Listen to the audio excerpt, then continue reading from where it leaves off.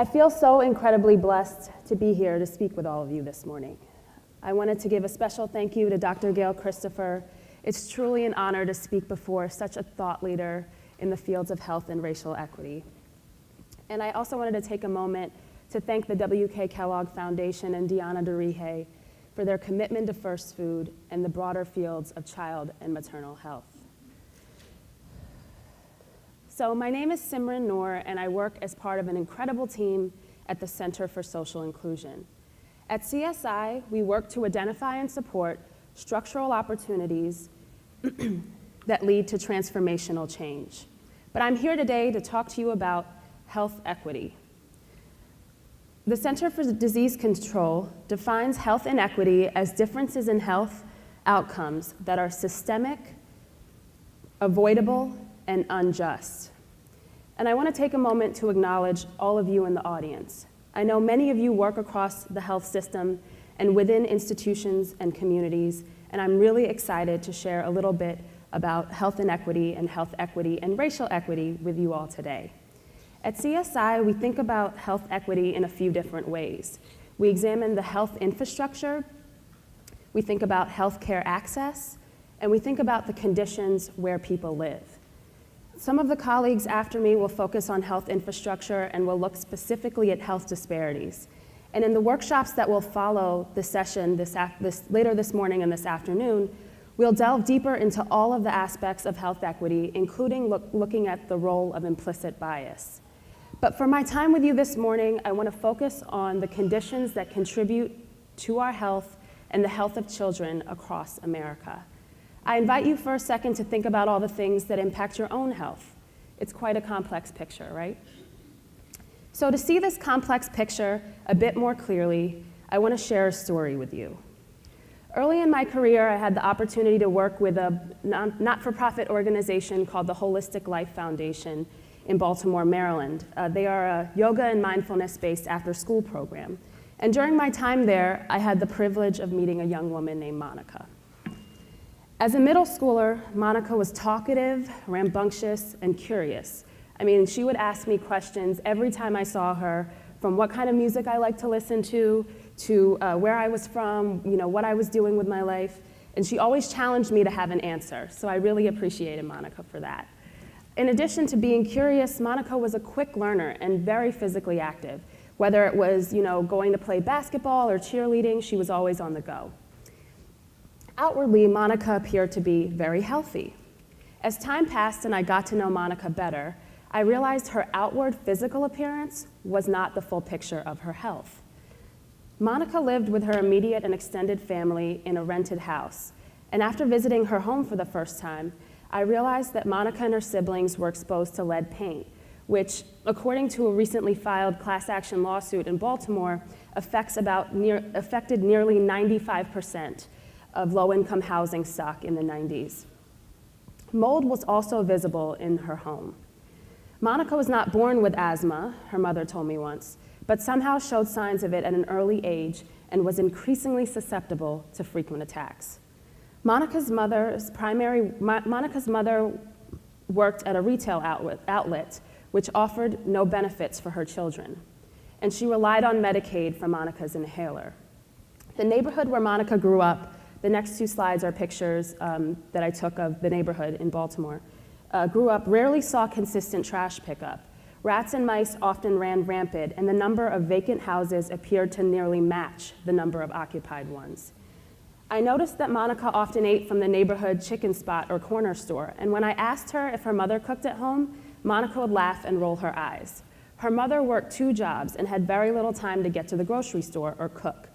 In fact, to get to a grocery store that sold fresh produce, Monica's mother would have to take 2 buses, a nearly 2-hour journey. And who had time for that? Monica could recount wonderful family meals and loved when her mom cooked, just knew that it was hard for her to do on a regular basis. As a young woman just entering the not-for-profit sector, my connection with Monica really touched me. I realized quickly that while our health certainly includes our access to health care and the personal choices we make, there is also a much bigger picture in terms of what influences our health, like the conditions of our homes and neighborhoods, our employers' policies, our income levels, and our access to things like good schools, healthy food, and reliable transportation. When I was in Baltimore a few weeks ago as part of a mentoring program I have the privilege of being a part of, I ran into a young woman named Amanda, who reminded me a lot of Monica and is the same age now, a 22-year-old wife and new mom. As she enters motherhood for the first time, this young woman wants nothing but the best for her baby. As a home health aide, Amanda earns about $10 an hour, more than the minimum wage, but far from a living wage. Her husband works for a retailer and earns about the same. Even with their combined incomes, they can barely make ends meet, especially with their new baby in tow. One of their dreams is to own a home because many of us know that to build our wealth and really achieve economic security, home ownership is a pillar. But for now, rental housing, similar to where Monica grew up, is all they have access to. This young woman's employer, while empathetic, doesn't provide the conditions that would allow her to breastfeed, like breaks to pump or a clean, safe space in which to do so. Again, the health of this family is not just about their access to health care or a doctor.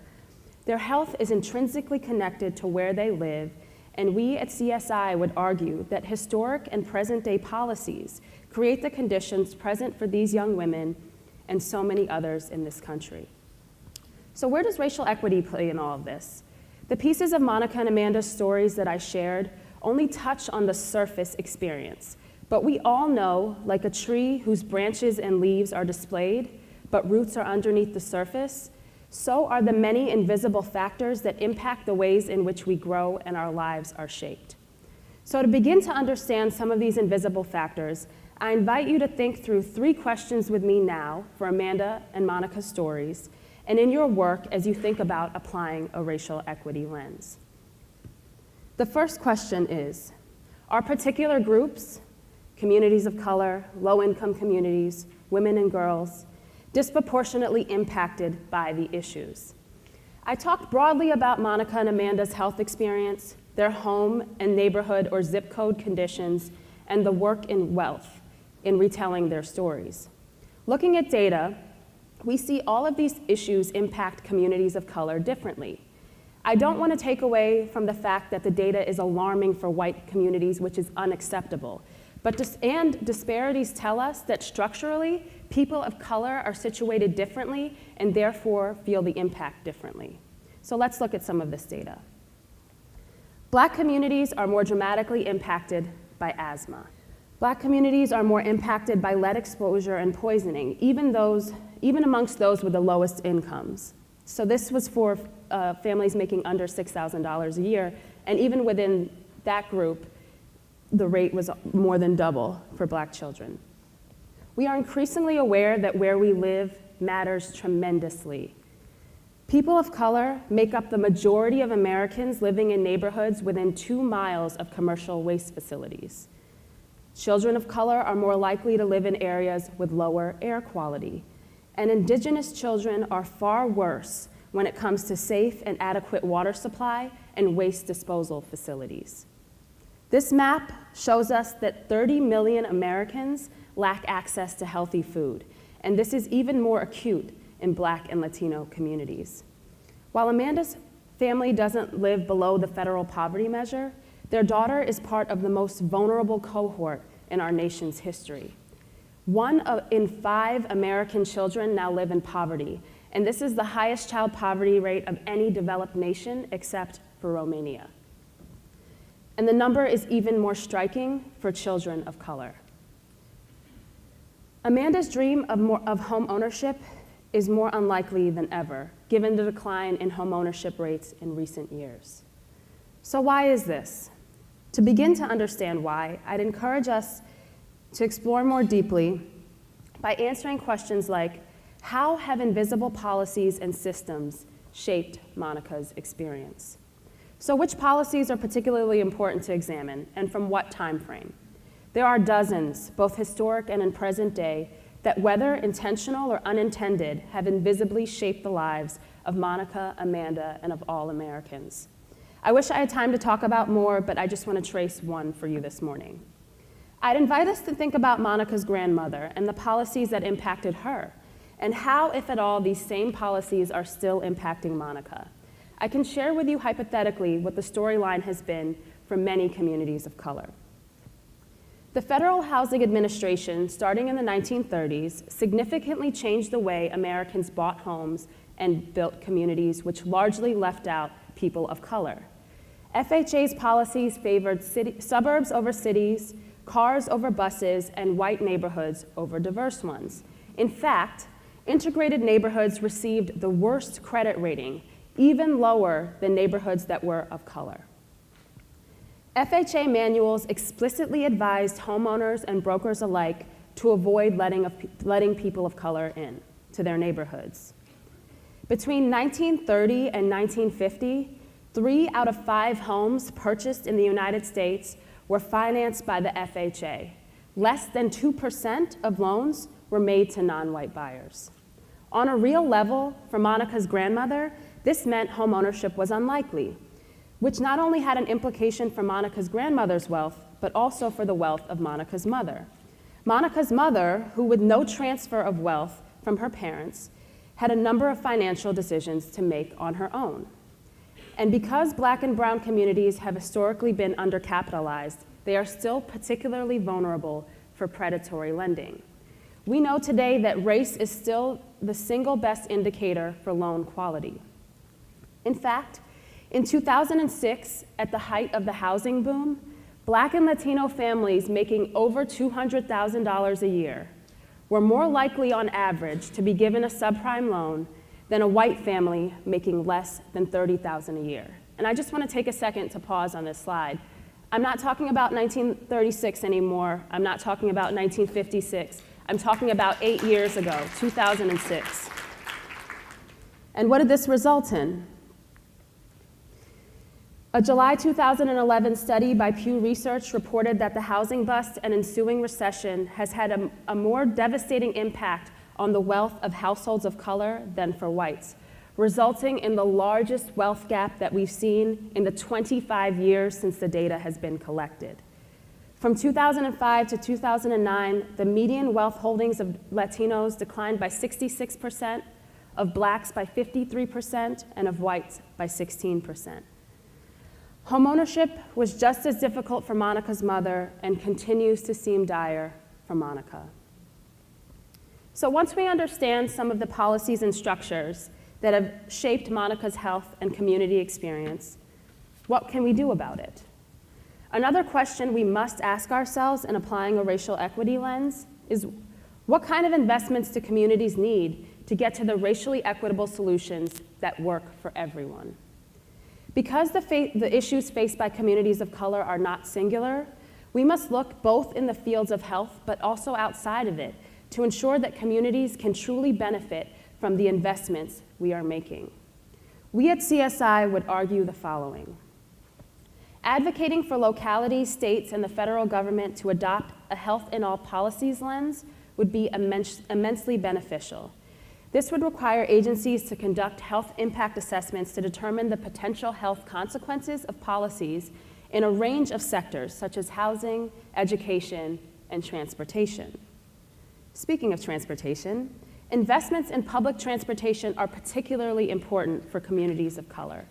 We all know that transportation is what gets us to opportunity. For all communities, all of us know that. But because African Americans are 6 times as likely to rely on public transit and Latinos are 3 times as likely to rely on public transit as whites, public transportation investments, if strategically planned, are vitally important. And because 18% of Latinas and 10% of African American women did not seek health care because of transportation problems, compared to 5% of white women, we must think about the critical role public transit can play in healthcare and beyond. Finally, raising the minimum wage for all workers, including tipped workers,